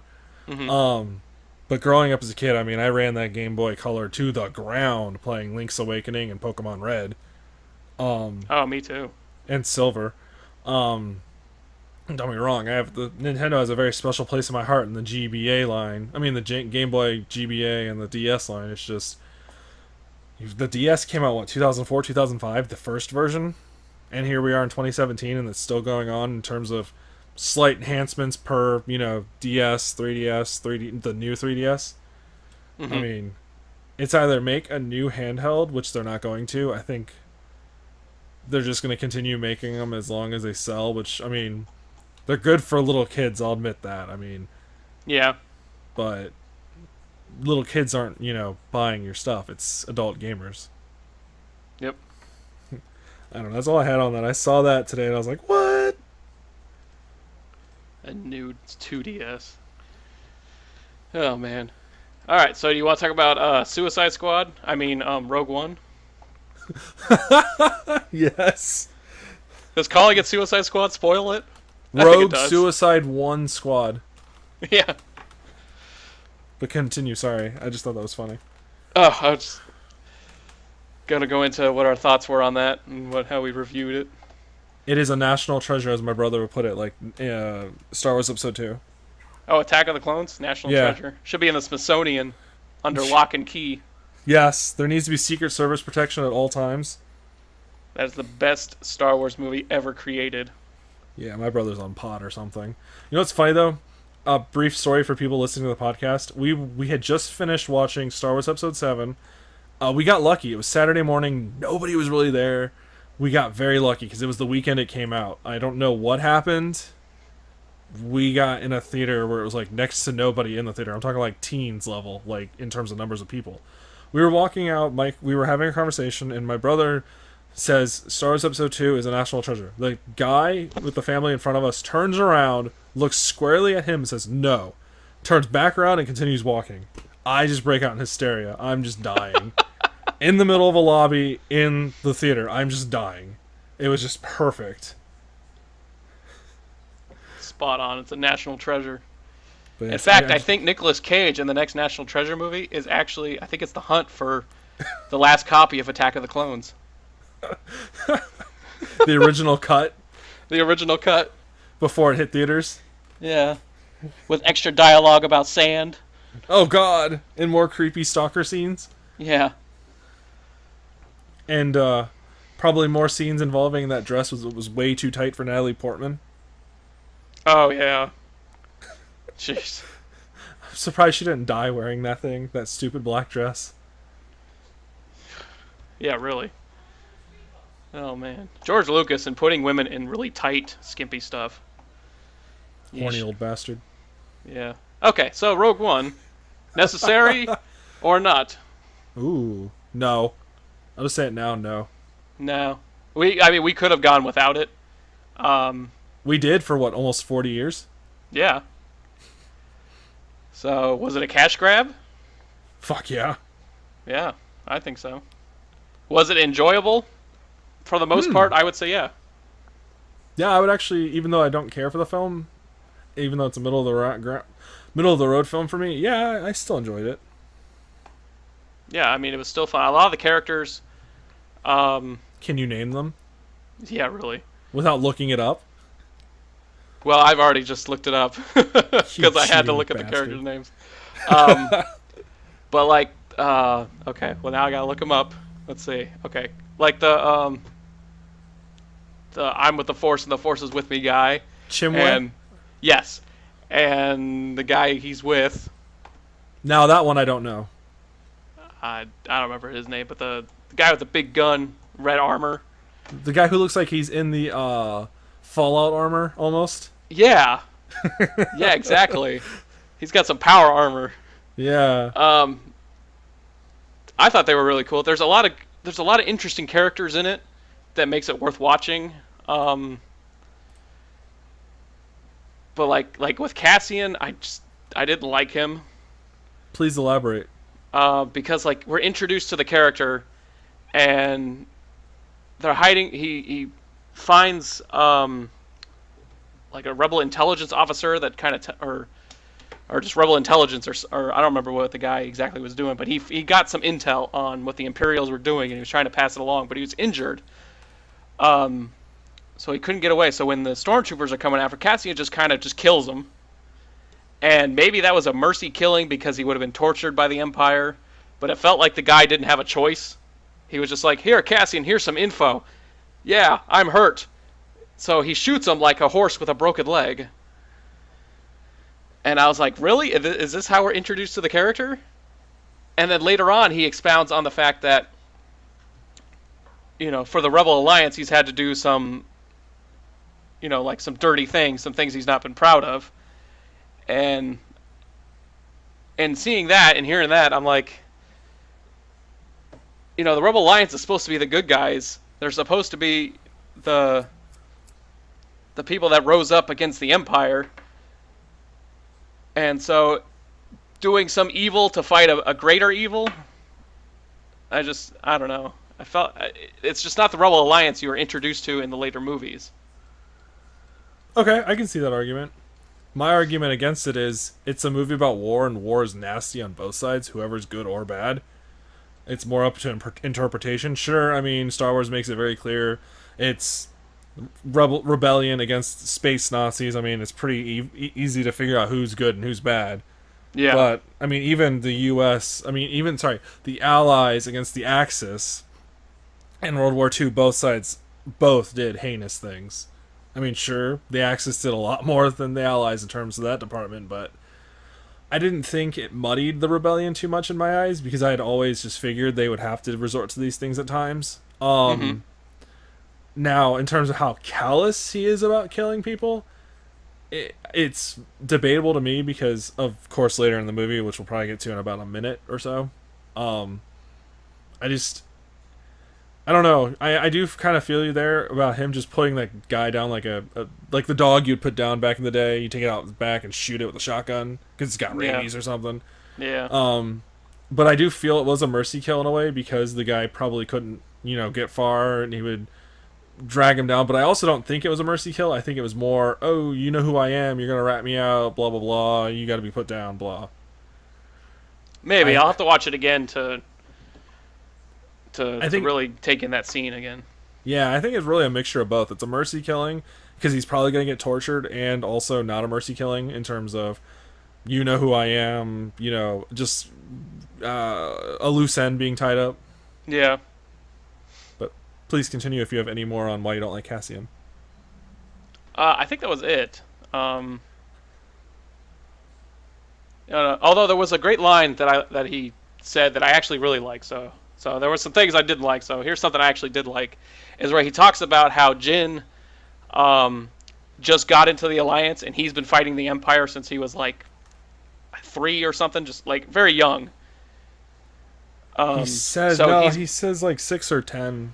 Okay, yeah, maybe not 3. You're not fighting the Empire at 3. Mama, Papa. Yeah. So he's been fighting at a very young age. So he's invested. Whereas Jin has just been thrown into this, and it's only because her dad is a big part of it that she's really with the Alliance. Cassian the Alliance is his life now, because it's either that or die at the hands of the Empire. So that really, he kind of made me appreciate him again. So yeah. Because he's invested in this. This means something to him. And do you think that might be why he's willing to go to such lengths?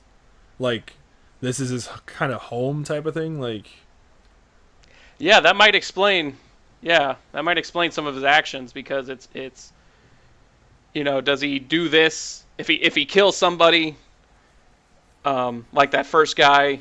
Does it mean that that the Rebel Alliance has more hope in defeating the Empire.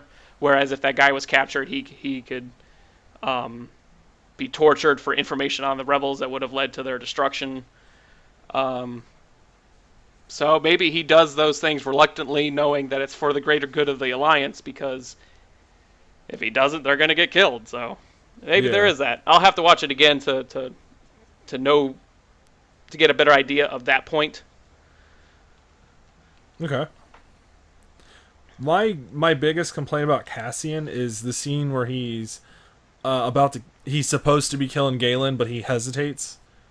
And that scene still gets to, like, it just doesn't feel right. I mean, you spend the opening act of the film, which we just talked about, and then you get to Jeddah, and he's still like just killing people. You know, he just doesn't think twice about it, type thing. Mm-hmm. And then you can tell when he's given the instruction by the general before going to Jeddah to, instead of capturing Galen, to kill Galen, which I still think was appropriate, because if you capture Galen and bring Galen back to Yavin, it's kind of the Empire Strikes Back scenario, in terms of the Empire will just get relentless on trying to find Galen. Mm-hmm. And because, you know, he's the lead scientist of the Death Star. I mean, you don't want that guy in the opposition's hands, you know? So I can understand where the general's coming from about eliminating Galen. He would just be too costly to have, you know? That's how I interpret that. Yeah, But maybe. when Cassian is hesitating to kill Galen, I just find it out of the blue for the character, you know? It would make sense for him to want to kill Galen, you know?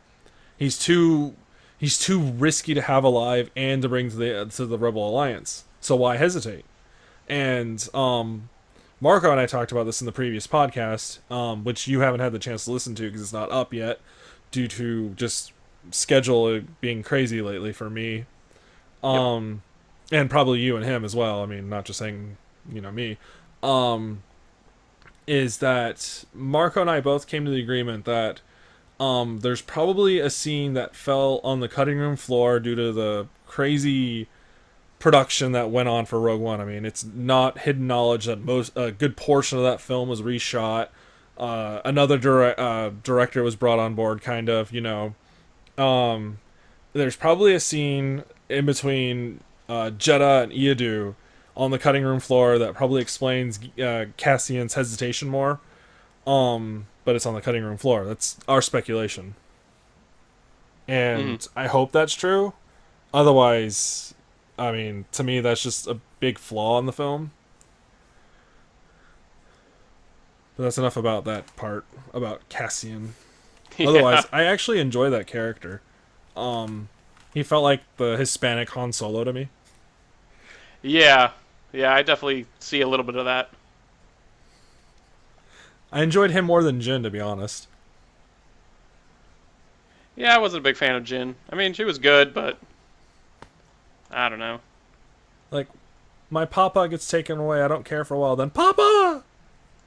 And then Forrest Whitaker's character, Saw Gerrera, I had a hard time trying to figure out what his motivation was. Just that he was like, he hated the Empire, but he was too radical for the rebels, so he kind of like had his own little desert place.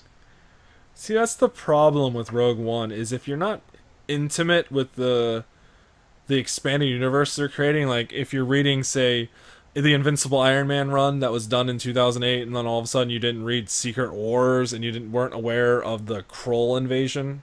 I think Mm-hmm. it's Kroll invasion that happened in between an issue in the Invincible Iron Man. I think it was in between issue 6 and 7. I could be wrong. I have the collection in my stand. I'll have to look at it, but I know it was like somewhere early on in the run, and it's like I didn't want to go read a whole separate thing just to understand a plot line, which I should have. You know, that's the problem where Rogue One comes in, and a lot of people have with Saw Gerrera, is if you're not familiar with the Clone Wars from the 2008 show, by the way, Mm-hmm. and Rebels, even though he only makes a 2-episode appearance in Rebels so far, you don't really understand Saw Gerrera all that well, and it's like the film doesn't convey him that well. Besides what you just said, he's hating the Empire, but he's too radical for the Rebels. Yeah. Yeah, there were too many Right. characters to really get attached to. And that's another thing I agree about the Honest trailer about Saw Gerrera is, you know, I think they make the joke that a lot of scenes were thrown on the cutting room floor in terms of reshoots. Hmm. So maybe on the cutting room floor, there's more about Saw Gerrera that would explain him a bit better. Yeah, maybe. But and I think there's no deleted scenes with the Blu-ray release of Rogue One. I wish I could use the Force because then I could get Rogue One because the Blu-ray copy is like about 10 feet away from me, but I'm like really too lazy to get up to get it. Well, you are on IMDb or on the internet. I am not on IMDb, but I am on the internet. I'm on IMDb. I meant to just say internet. I'm actually on an article right now on my phone that we can talk about after this, though. I'll send it to you so you can have a chance to look at it. But I don't know. Saw Gerrera, the part I didn't like about him was he was so hard to understand what he was saying in the film. Oh yeah. Like it was like, Grandpa, speak up. How about Grandpa just die already? We don't care about your character, you know. Like, like I don't know. It added an element of tension to the film that was just unnecessary to me. Like, Yeah.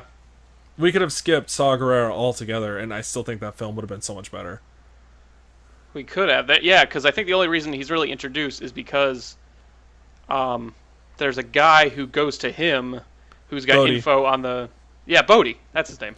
Again. Galen sends Bodhi to Saw because Saw and Galen were tight back in the day, but then Saw becomes an outcast in the rebellion, and Galen doesn't know that, so he operates under older intelligence, and he sends Bodhi to Saw, but doesn't realize Saw is going to torture Bodhi to verify the information, and blah, blah, blah. Yeah. See how convoluted that is, just explaining it? Yeah. So, I mean, I don't know. Fuck Saw Gerrera. Could have gone without him. Yeah, we really could have. And then maybe we would have cared about the other characters more, given them a little bit more screen time. Like Chimway beating up a bunch of stormtroopers with the Force and a stick. Because he is not doing that with just a stick and no Force. No, he's got some force assistance. Yeah, there's no way. I mean, Donnie Yen is awesome, but I don't think Donnie Yen's blind awesome. Yeah. Which I found that character, besides Cassian, I mean, obviously Cassian's a main character, but if you take a non-main character, even though Chimway's supposed to be a main character, I consider him more a supporting character. Mm-hmm. Chimway would be my favorite, because I love the humor with him. Like, when they put the bag over him, he's like, guys, I'm already blind, you know? Oh, I know, that was hilarious. that was some... The movie had some much-needed humor in it. I will give it that. And that's usually perfect for a dark film. Add in some humor to kind of pull us out of such a grim environment, you know, so it's not too grim. Yeah, you have to. Otherwise, you come out of there feeling depressed and suicidal. Aww, are you a snowflake that needs a safe space right now? Sounds like it. I do not need no safe space. Do you need puppies? Well, everyone needs puppies. Unless you're allergic to dogs, you asshole. I'm sorry, I was not considerate of the canine allergic people. Yeah, be more aware when you say everyone. Using absolutes. Oh my god, you're a Sith. Use absolutes. Yeah, so is Obi-Wan. Ooh. Only a Sith deals in absolutes. Yeah, you freaking moron, you just use an absolute. Ugh. Snowflakes are triggered. A plane is flying over my house right now. The downside of living near an airport. Yeah. Anywho, were you looking something up or are we just stalling? Um, I thought you were looking something up. Oh, deleted scenes for Rogue One. There aren't Wow. any. Okay. Yeah. Maybe in the Peter Jackson version in about 6 months. Yeah. Well, But, I was on the comment section on IMDb. Someone said they really enjoyed The Force Awakens and they're waiting for the special edition to come out 6 months later. Although, which would have been about now, right? Yeah. I don't know. Well, once 8 comes out, you know, they'll probably do the 2-pack bundle, and then once 9 comes out, obviously the trilogy bundle, and then the 9-part bundle, and then and then the anthology films up to that point bundle, and it's just gonna be it's gonna be a clusterfuck of just re-releases. Mm-hmm. Because Disney spent $4 billion. Just because they make $4 billion back doesn't mean anything. They gotta make profit off of this. Yep. Which, oh my goodness, before Force Awakens came out, I went to Orlando with my brothers, and we went to downtown Disney just because I have never been there. Mm-hmm. And jeez, the Star Wars, just Star Wars everywhere. It was like, we get it. The Force Awakens is coming out in less than a month, because this was Black Friday. Yeah. Yes, I went to downtown Disney on Black Friday. Ooh. Which is funny, Black Friday. It's so racist. It has nothing to do with race. I always laugh though when people bring that up. It really doesn't. It's in terms of sales and whatnot. I just, how we're just so offended these days on like the simplest of things. Oh yeah, there was a lady that got offended because Darth Vader is black on the outside but white on the inside. So when he's evil, he's in black armor, but when he turns out to be good, he's a white guy. Did she not watch Star Wars Episode 3 beyond like the first act? Yeah, really. Or I don't know, Star Wars Episode 2 when he's slaughtering, women and children. Mm-hmm. Oh wait, that's right. Sand people lives don't matter.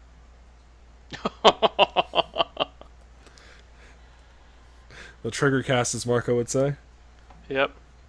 So, I really enjoyed CG Tarkin a lot. I know there was a chief complaint in a lot of the reviews. Yeah. That it just looked too weird. I mean, I'll agree. I mean, there was a chief complaint I had with Tron Legacy about Jeff Bridges. I believe that was the actor. Yeah. His CGI, and I'll admit, I mean, it still looks goofy today. It looked goofy back in 2010. I mean, it's just always gonna look goofy. But it just seems like they paid a particular more attention to detail. I mean, it is Industrial Light and Magic. They are very good. Tarkin looks very good. I mean, the actor Guy Henry, who stands in for the character. I mean, obviously his face is superimposed with the likeness of Peter Cushing. But Guy Henry, he did a very good job nailing the mannerisms, both physically and vocally, of how Peter Cushing would go about, playing the character.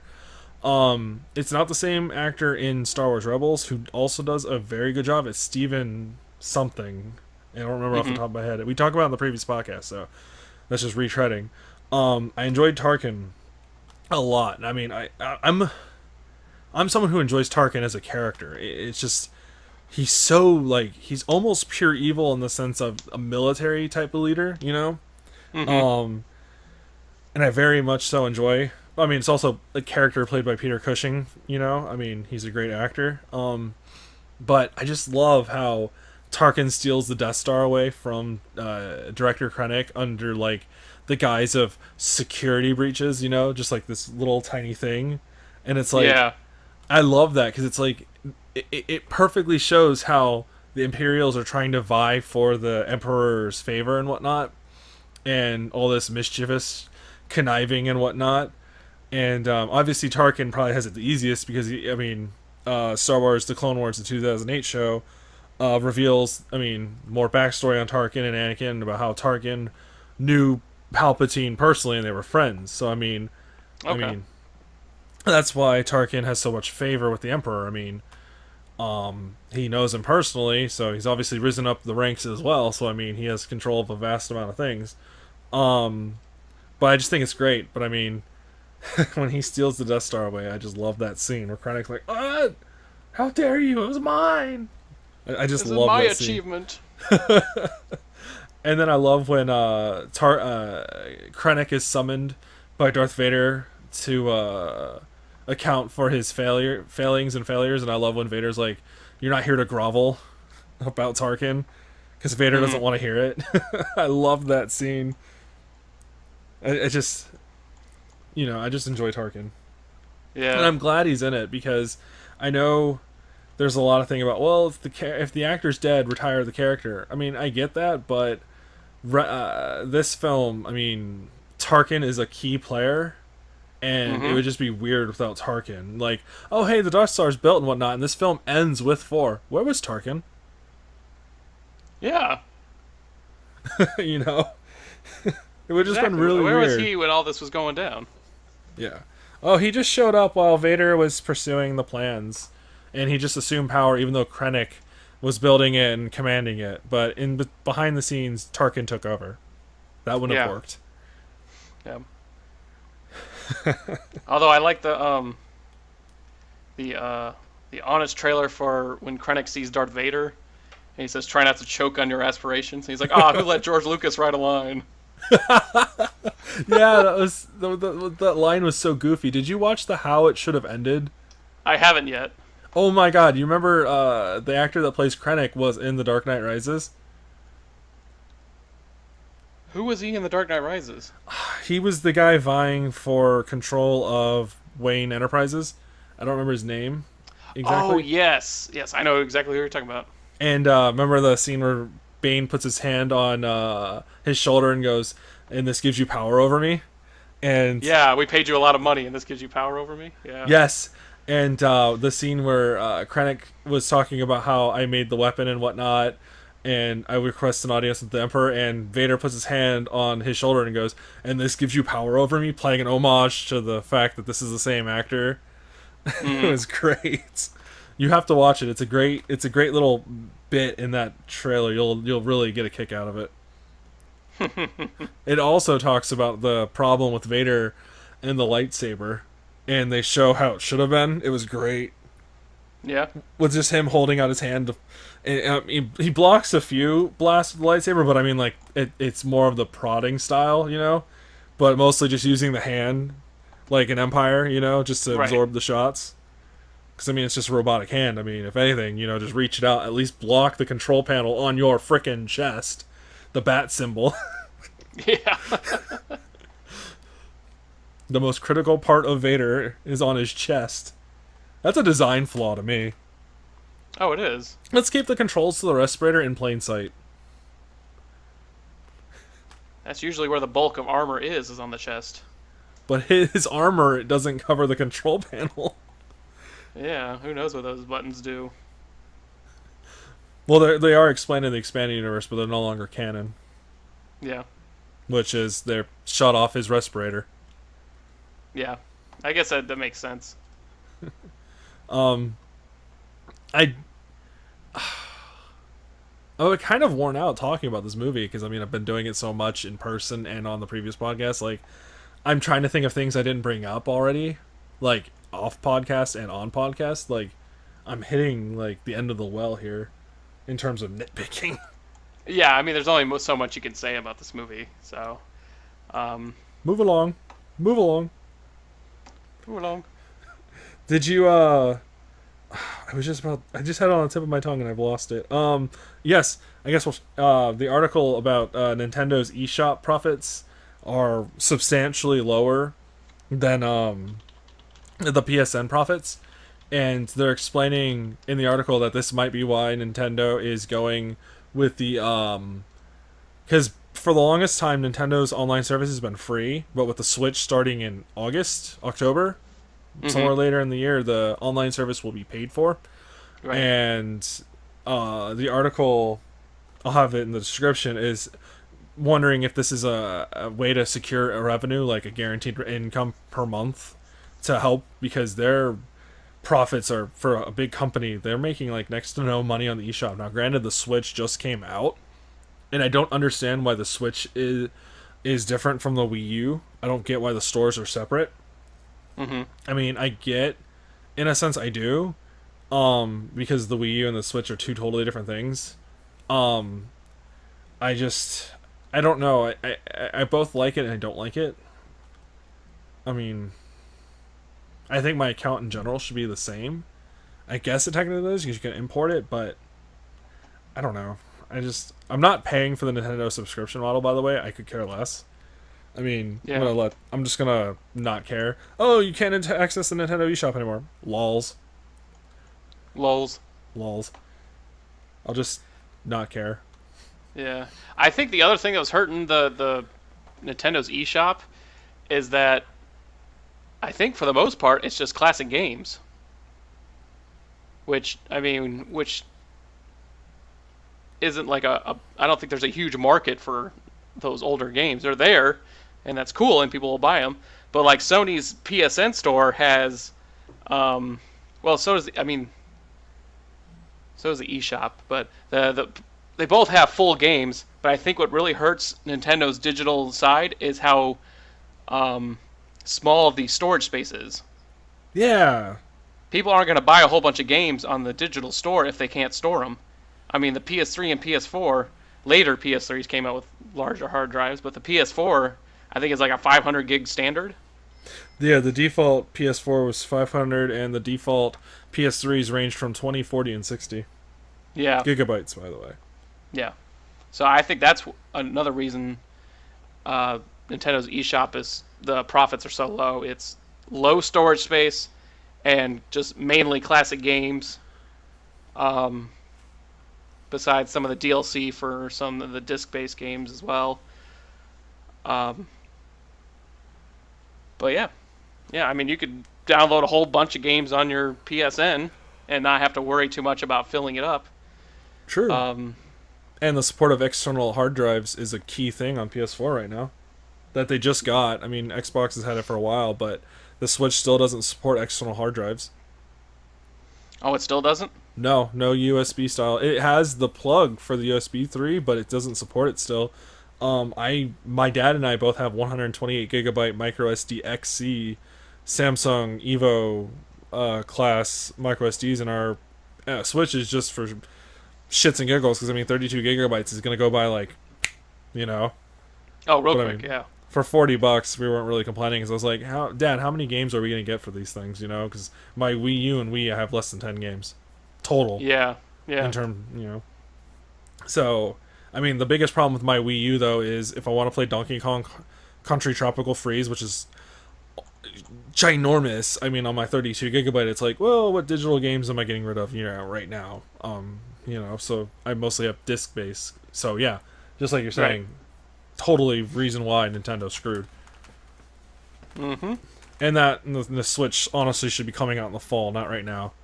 It should have been a quarter. It shouldn't have been a fiscal year saver. It should have been like, let's wait for this to be better, to implement better specs, and we can get it right instead of half-assing it. Because is the Switch going to be relevant in 2018 or even 2019? Well, time will tell. Yeah, only time will tell. Get your first party together, Nintendo. Yeah. Get your Mario, your Metroid, everything. Yeah. Which we didn't get a Metroid game on the Wii U. No, it didn't. No. No Wait. Metroid game at all. What was Not counting re-releases. Metroid Other M came out in 2010 on the Wii. Oh, okay, I thought so. Metroid Prime 3 came out on my dad's birthday in 2007, almost 10 years ago, on the Wii. Prime 2 and 1 came out on the GameCube, and, there was no Metroid game on the N64. Mm-hmm. But there was going to be, but it just didn't pan out. So, we'll see what happens with the Switch. At least, I will admit, they did open smart with a Zelda game. I mean, Mario's great and all, but I think people enjoy Zelda a bit more in terms of your gamer. Yeah. I mean, I could be highly triggering and highly wrong right now, but Zelda gets me a bit more excited about Nintendo than Mario. Mario comes off to me as the casual gamer for Nintendo. Yeah. I want my sword. Although, and like guts. Mario 64 and even Mario Sunshine were pretty challenging. But that was before the Nintendo that became Nintendo under Satoru Iwata. I mean, Yeah, obviously that's he's true. been dead for a couple of years, so we'll see what happens with Nintendo. But the Nintendo of past is Nintendo of past. They were a powerhouse back in the 90s and early And 2000s. early 2000s. They are a shell of their former self. Yeah. And we'll see what is it? I said it in the previous podcast. I don't remember the guy's name. I'm not going to look it up. It's like something. Whoever's running Nintendo right now. You and I on our previous one. Anywho, Oh yeah, I don't remember who it was. It's not Kanashimi or Miyamoto. something. No. It should be Miyamoto, and really, but I mean, he's better developing games than anything else. Yeah. There's an article that just came out that next gen PlayStation system will launch in 2018. Analyst predicts. Ah, I'm will it be like, a PS5? that's what it's being rumored as. I'm going to quote real sec. The Wall Street Journal reports that Macquarie Capital Securities analyst Damien Thong, wow, hilarious last name, said he expected Sony to release its next generation PlayStation by the second half of 2018. I mean, obviously, analysts are wrong and right at times, um, but I mean, basically the bulk of it is due to Scorpio coming out. Sony may not want to give up their first place status so soon, so they might release the next generation in 2018. Mm-hmm. Which the problem being is the PS4 Pro just came out last year, and your average console gamer is not ready or prepared for a 2 to 3 year upgrade cycle. Yeah. They're gonna scoff. Your console gamers more prefer 5 year iterations, and the general consensus was the 7 and 8 year span, the 7 for PS3, 8 for Xbox 360 was too long, and this 3 year iteration is too short. Hence why 5 is the happy medium, the happy middle Right. ground, which Marco previously stated to end and back, and he did a good job about it. But on PC, so I don't care. Even though I have the PS4 Pro. Yeah. Hey, I wanted Horizon Zero Dawn. It's a perfect state, and I will do it. And I did it. Yep. And I don't regret it. PCMR. It's going to confuse so many people and piss them off at the same time. Oh yeah. Yeah. I'm gonna skip the Pro and go for whatever Sony comes out with next. Which I'm very curious though is, um, are they going to be as adopting of say the mid generation consoles adhere to the fact that there is the PS4 copy? You know, the PS4 Pro still plays PS4 discs and Yeah. whatnot. Um, are they going to continue with this practice? Because that kills the chance of reselling a game upgraded for the next generation. You know how like you have the PS3 remasters, PS2 remasters, and stuff like this, since they're not backwards compatible anymore. That's a revenue stream they could cut themselves off of. But this day and age, gamers are more fond of being able to have access to their backlog, which I mean isn't a problem on PC. Nope. Well, so it's gonna be very curious to see what they do. Yeah. I could personally give a rat's ass if a new PlayStation comes out next year. I wouldn't honestly be surprised considering how half baked the PS4 Pro is. Um, with how they got this thing out the gate pretty fast. I mean, whatever. On paper, the Scorpio dominates it, but I mean, the specs are confirmed. My fingers are going up and down, but Mm-hmm. we'll see when they officially do their reveal.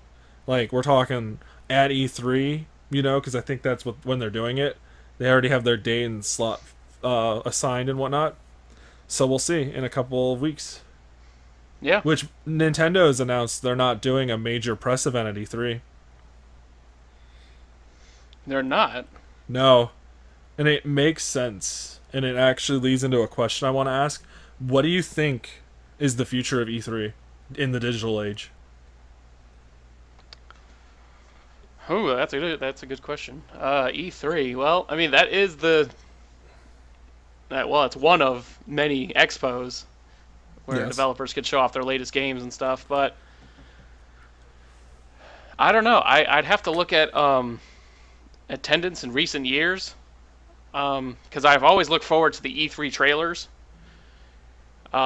More in the sense that, oh look, this game's coming out, and that's cool, and we'll wait later on to see how it actually looks. Because we know E3 trailers are spit polished and shined and not representative of what you're actually getting. So, I don't know. I think it might still go strong in the coming years. Well, it is changing in somewhat that they're allowing the public to attend now. Because it used to just Oh, that's be right. strictly the media. And Yeah. that's how they're embracing the change there. But my thing is, I could care less about E3 these days, and I justify it as, why spend all the money to go to Los Angeles? Because you and I live in Florida, Marco lives in Canada, and the complaint from the Japanese these days is flying overseas, all this stuff, when they could just do their own expos in Japan. Hence, Yeah. Nintendo doing Nintendo Direct, and Sony's probably one of these days going to stop with E3 if it doesn't bring back the numbers, but they're such a big powerhouse, it doesn't really affect them. Mm-hmm. But it does affect the game developers. Yeah. My justification for saying forget E3 is just basically down to the fact that if they want me to go, they need more than just one venue, like Comic-Cons, how they're all over the world. Yeah. E3 cannot stay at Los Angeles. It has to be able to go to other cities. I'm not going to spend thousands of dollars to go to an event to where I could go kayaking or canoeing and watch these trailers in about 30 minutes on YouTube. Yep. I mean, that's me. Sure, it would be awesome to go to one of these events. Yes, you're absolutely. I mean, I would love to go, but my pocketbook says "F you" to that thought. Yeah. I mean, Well, it says I do. I mean, that it's the perfect way of summarizing it. It's like X-Men Origins. I mean, sorry, it's like X-Men First Class, where my hopes and dreams are Magneto and Xavier walking up to my pocketbook, Wolverine, and it says "fuck off." Mm-hmm. I mean, I would rather go to the Tampa Bay Comic Con. That's much cheaper and feasible for me because it's just a drive. It costs me a lot less than going to Los Angeles. Mm-hmm. That's why I think they really need to think about in the future having more than one venue. That would save E3, but then again, that would be the death of E3 because it's supposed to be the world kind of descending on this one location for gaming. Even though we have PAX and GDC and all these other areas Yeah. that are becoming just as big. Yeah, so if you can't go to E3, there's still a couple out there that you could. YouTube. And there's YouTube always. Yep. Gotta love the digital age. Oh well. So I may actually have to get off because I've got to feed the dogs. It's getting pretty late. Yeah, I gotta feed mine too. Okay. So, Let's wrap it up, motherfuckers. You want to close it or shall I? you go ahead. Okay, I'll close. Because in the previous one, which still hasn't come out yet, Marco, when I'm like, hey, you want to close? He just starts closing. I'm like, hey, I opened. What are you doing? I didn't say it. I was just like, huh? But I thought He it just was took it funny. over. Yeah, Hey, he's do you just want to like- do this? Fine. It's as if, like, he's like, good riddance. He finally wants to end us. I'm leaving, It was so funny. But, yes, thank you for joining us on episode 9 of the Triggercast. We have been enjoying doing this, for, like, however long we've been doing this. We hope you join us for number 10. Not sure who's going to be on that one just yet. Scheduling usually dictates when this happens. We're obviously, doing what we can. We have jobs, assholes. Mm-hmm. No, it's just, this is a passion project right now. We hope you come back. If not, well, that would suck, but, whatever. Do your own thing. Anywho, thank you for joining us, and goodbye. See you later. That was like the worst closer ever. Maybe it is a good thing Marco takes these things